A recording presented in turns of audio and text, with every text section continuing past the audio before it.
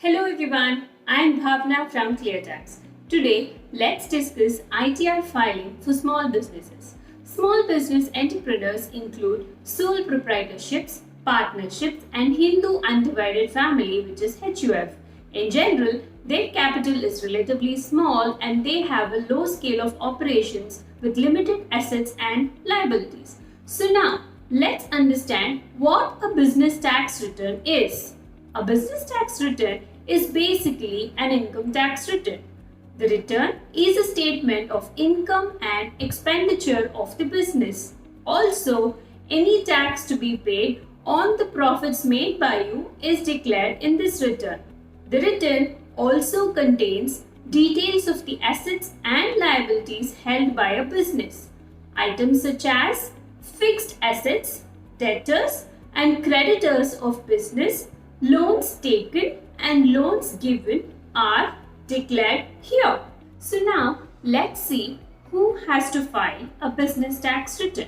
ITR filing mainly depends on the type of business structure. So, for example, if you're a sole proprietor, your business income and your personal income such as salary, income from house property and interest income have to be stated on the same return. If your total income before deductions is above the basic taxable limit, you need to mandatorily file your income tax return irrespective of profit or loss in your business.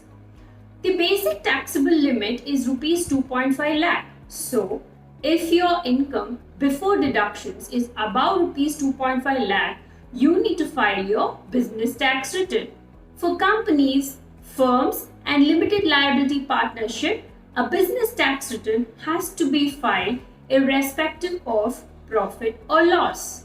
Even if there are no operations undertaken, a return has to be filed. Companies, firms, and LLPs are taxed at a rate of 30%. So now, let's look at the importance of maintaining accounting records, where the income is more than rupees 1,20,000 or total sales turnover or gross receipts are more than 10 lakh in any of the preceding 3 years, such profession or businesses must maintain books of accounts and other documents which may enable the assessing officer to calculate their taxable income as per the Income Tax Act. No specific records are prescribed. In case of a newly set up profession or business, the same rule applies when income is expected to be more than rupees 1,20,000 or sales or turnover or gross receipts are expected to be more than rupees 10 lakh. In the case of an individual or Hindu undivided family, which is the HUF taxpayer, the limit is rupees 2,50,000 for income and rupees 25 lakh for turnover or gross receipts. Now, let's look at who should pay advance tax. If your total tax liability is rupees 10,000 or more in a financial year, you have to pay advance tax. Advance tax applies after aggregating all your income such as salary, business or profession, other sources, etc. You have to pay advance tax in 4 installments, which is 15 June, 15 September, 15 December and 15th March of a financial year.